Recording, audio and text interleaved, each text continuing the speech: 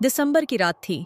वह रात जिसमें कोहरा ऐसा लगता है जैसे किसी ने रुई के ढेर हवा में बिखेर दिए हों। हवा इतनी ठंडी थी कि पक्षियों तक ने अपनी नींद में पंख समेट लिए थे। जंगल के बीच छोटे हिरन का दिल तेजी से धड़क रहा था। उसकी सांसें भाप की तरह बाहर आ रही थीं और उसके पैर ठंड से जम रहे थे। वह अपने घर, एक घनी झाड़ी के पीछे वाले कोने से बाहर निकला और कांपते हुए बोला, हे भगवान, आज तो ठंड पिछले साल की ठंड से भी ज्यादा है। अगर जल्दी ही कुछ नहीं मिला तो मैं तो जम जाऊंगा। हिरन ने देखा कि दूर पेड़ों के ऊपर हल्की चमक थी। वह समझ गया, वो बंदर का पेड़ है। बंदर अपने गर्म घोंसले और शरारती स्वभाव के लिए पूरे जंगल में मशहूर था। हिरन डरते डरते उसके पेड़ के नीचे पहुंचा। बंदर ने आंखें मलते हुए पूछा, कौन है? रात के इस समय पेड़ के नीचे कौन खड़ा है? हिरन, तुम इतनी ठंड में घूम काहे रहे हो? बंदर भाई, बहुत ठंड लग रही है। मेरा बस नहीं चल रहा।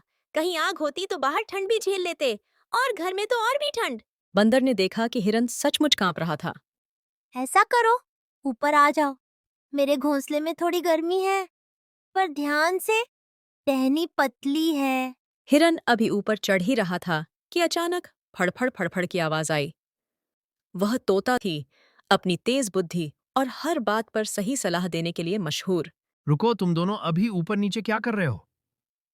इतनी ठंड में बाहर निकलना ही गलत है। तोता भाई, मैं जम गया हूँ। गर्मी मिल जाए तो जान बच जाए। मैं कह रहा हूँ ना, ऊपर आ जाओ। सिर्फ खुद को बचाने से क्या फायदा? जंगल के और भी जानवर ठंड में परेशान होंगे। हमें कोई बड़ा उपाय सोचना चाहिए, सिर्फ 2-3 जानवरों के लिए नहीं। उसकी बात सभी को समझ आई, लेकिन वे अब भी सोच ही रहे थे कि तभी एक बड़ा सा भालू आया और बोला, अरे, यहाँ कांग्रेसी मीटिंग चल रही है क्या? सब ठंड से कांप रहे हो। मेरी हालत देखो, नाक लाल टमाटर जैसी हो गई है। इस पर सब हंस पड़े। लेकिन हंसी के पीछे सच्चाई छिपी थी। ठंड बहुत तेज हो चुकी थी।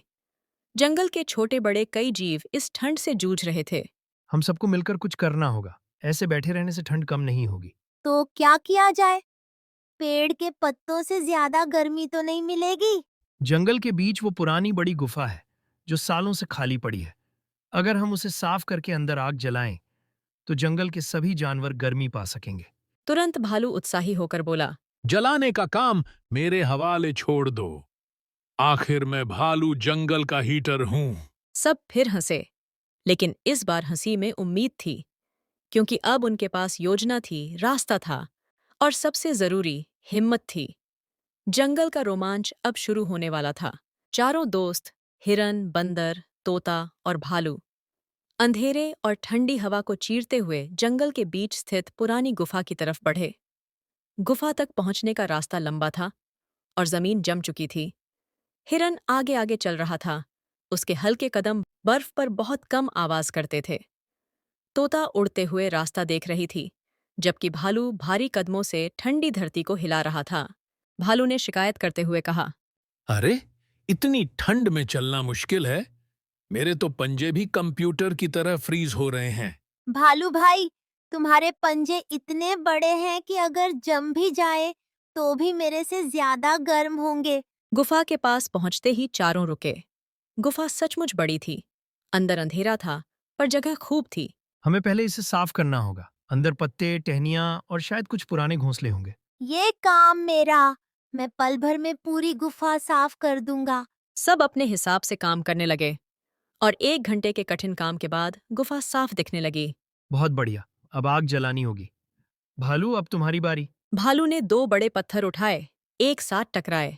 चिंगारी निकली, फिर दूसरी बार, और थोड़ी सी चमक दिखाई दी। तीसरी बार पत्थर टकराए और इस बार तिनकों में आग पकड़ गई। वाह, आग जल गई।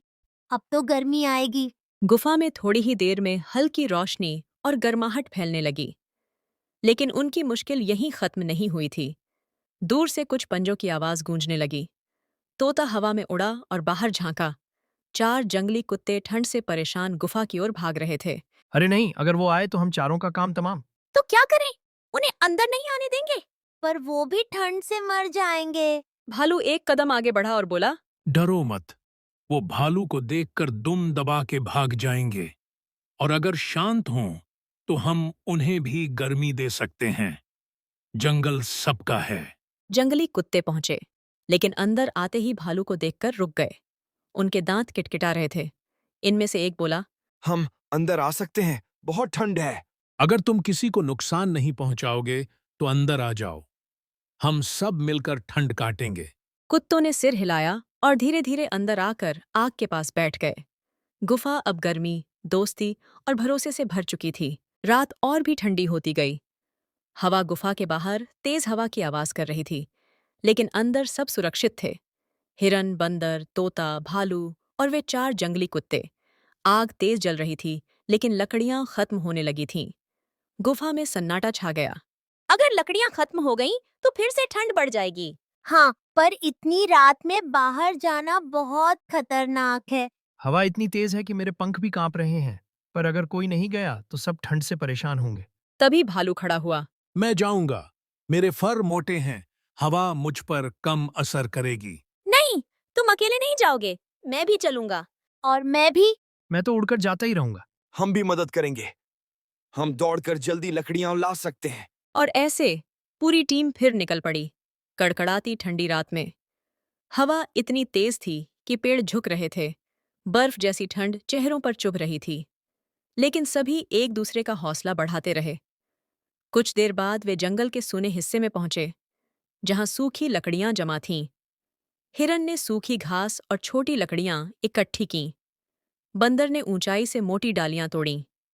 भालू ने बड़े ठूंठ उठाए। कुत्ते तेजी से एक-एक लकड़ी पक डाहकर वापस गुफा की ओर भागने लगे। तोता ऊपर से रास्ता दिखाता रहा।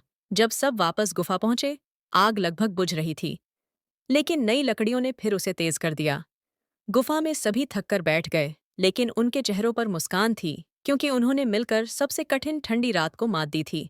देखा, अगर हम सब साथ हों तो कोई ठंड, कोई तूफान कुछ नहीं बिगाड़ सकता।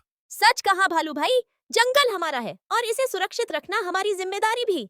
आज हमने सीखा है, गर्मी सिर्फ आग से नहीं मिलती, बल्कि एक दूसरे की मदद से भी मिलती है। सभी जानवरों ने सिर हिलाकर सहमति जताई। अब गुफा सिर्फ आग से ही नहीं, दोस्ती की गर्माहट से भी भरी हुई थी।